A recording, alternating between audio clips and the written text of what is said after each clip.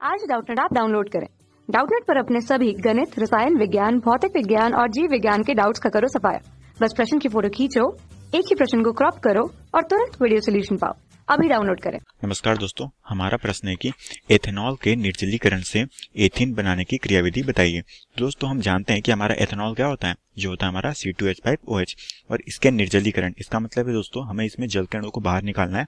उसके पश्चात जो हमारा यौगिक बनेगा वो कौन सा होता है, वो हमारा एथीन होता है। तो ये हमें रासायनिक सूत्र और इसकी विधि बतानी है कि यह विक्रिया किस तरह से संपन्न होती है। तो दोस्तों सबसे पहले हो जाएगा हमारा रासायनिक सूत्र दोस्तों, जो कि हमें प्रश्न में दिया हुआ है। वो कौन कौन से हैं, वो दोस्तों हमारे हैं एथेनॉल और एथीन। तो दोस्तों हमारा जो एथेनॉल होता है वो कौन सा होता है, वो हमारा होता है C2H5OH। ठीक है दोस्तों। और उसी तरह से हमारा जो एथीन, जो बनने वाला उत्पाद हमें प्राप्त करना है, वो क्या होता है दोस्तों, जो हमारा एथीन होता है दोस्तों, वो होता है हमारा C2H4। ठीक है दोस्तों। तो यहाँ पर हमें इसकी निर्जलीकरण करनी है दोस्तों एथेनॉल की, उसके पश्चात हमें एथीन बनानी है। तो दोस्तों हम इसका रासायनिक समीकरण देखते हैं कि ये क्रियाविधि किस तरह से संपन्न होती है। तो दोस्तों हमारा जो हो जाएगा रासायनिक समीकरण, जो कि कुछ इस तरह से हो जाएगा दोस्तों, जहां पर हमें एथेनॉल की अभिक्रिया किससे करानी है, एथेनॉल में दोस्तों हमें निर्जलीकरण करानी है। इसका मतलब जल के अणु को बाहर निकालना है। तो दोस्तों हमारा जो एथेनॉल हो जाएगा वो हो जाएगा हमारा C2H5OH।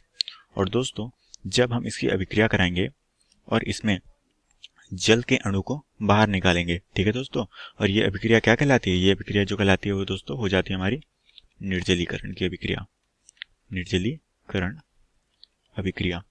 तो दोस्तों इस अभिक्रिया में हमारे जल के अणु बाहर हो जाते हैं और साथ में हमारा जो उत्पाद प्राप्त होता है वो क्या होता है दोस्तों, वो होता है हमारा C2H4।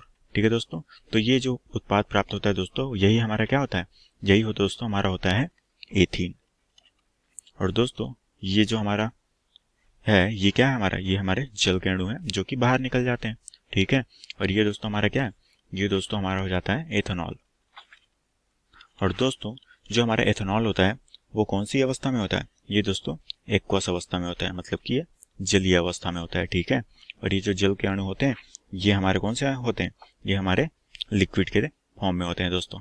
और उसी तरह से जो हमारा C2H4 बनता है दोस्तों, ये किसमें होता है, ये हमें गैसीय अवस्था में प्राप्त होता है। ठीक है। तो मैंने यहाँ पर इसकी रासायनिक अभिक्रिया लिख ली दोस्तों, जो कि हमारी अभिष्ट रासायनिक अभिक्रिया है, जिसमें हमें जल के अणु को बाहर निकालने के बाद जो प्राप्त होता है वो क्या होता है हमारा, वही हमारा उत्पाद होता है दोस्तों, जो कि हमारा क्या होता है, एथीन होता है दोस्तों। इसे हम दोस्तों एक और तरीके से लिख सकते हैं, वो भी मैं आपको लिख के बता देता हूँ, जो कि हो जाएगा हमारा कार्बन श्रृंखला के तौर पे लिखते हैं, जो कि हो जाएगा हमारे यहाँ पर कितने कार्बन है, यहाँ पर 2 कार्बन है दोस्तों। ठीक है। तो हम इस 2 कार्बन को इस तरह से व्यवस्थित कर लेते हैं और वहाँ पर कितने हाइड्रोजन है, उसके साथ 5 हाइड्रोजन इस तरह से जुड़े हुए हैं। ठीक है। तो ये हो गए हमारे 3 हाइड्रोजन और ये हो गए हमारे 2 हाइड्रोजन। और दोस्तों जब इसकी अभिक्रिया होती है निर्जलीकरण की, तो वहाँ पर हमारा क्या बाहर निकल जाता है दोस्तों, वो हमारा निकल जाता है H2O। और साथ में जो हमारा उत्पाद प्राप्त होता है वो कौन सा होता है, जहाँ पर कार्बन में एकल बंध और साथ में कितने हाइड्रोजन, वो हो जाते हैं हमारे 4 हाइड्रोजन, जो कि इस तरह से व्यवस्थित होते हैं। तो दोस्तों ये जो हमारा अभिष्ट उत्पाद प्राप्त होता है, ये हमारा क्या होता है, ये हमारा दोस्तों होता है हमारा एथीन। ठीक है। और इसे इस तरीके से श्रृंखला के तौर पे भी हम लिखते हैं।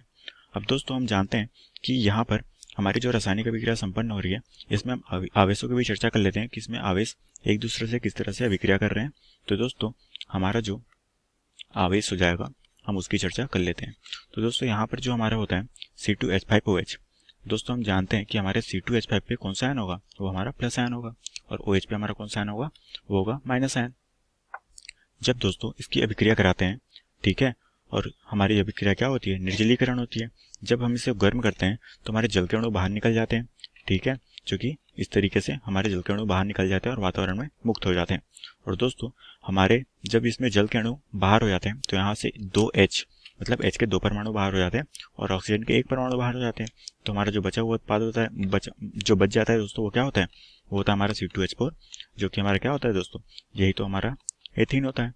और यही दोस्तों इसके निर्जलीकरण की अभिष्ट अभिक्रिया है, जो कि हमें क्या किया गया था, प्रश्न में पूछा गया था कि एथेनॉल के निर्जलीकरण से एथीन बनाने की क्रियाविधि बताइए, जो कि दोस्तों इस रासायनिक अभिक्रिया में हम जब इसे गर्म करते हैं, ठीक है, तो उस कंडीशन पे हमारा क्या होता है, H2O जो है वातावरण में मुक्त हो जाता है और हमें जो उत्पाद प्राप्त होता है वो क्या होता है, वो हमारा एथीन होता है दोस्तों, ठीक है। और यही हमारा क्या है दोस्तों, यही हमारा उत्तर है। आशा करता हूँ दोस्तों आपको ये प्रश्न समझ आया होगा। धन्यवाद। कक्षा 6वीं से 12वीं से लेकर नीट, IIT, JEE वो एडवांस के लेवल तक 1 करोड़ से ज्यादा छात्रों का भरोसा।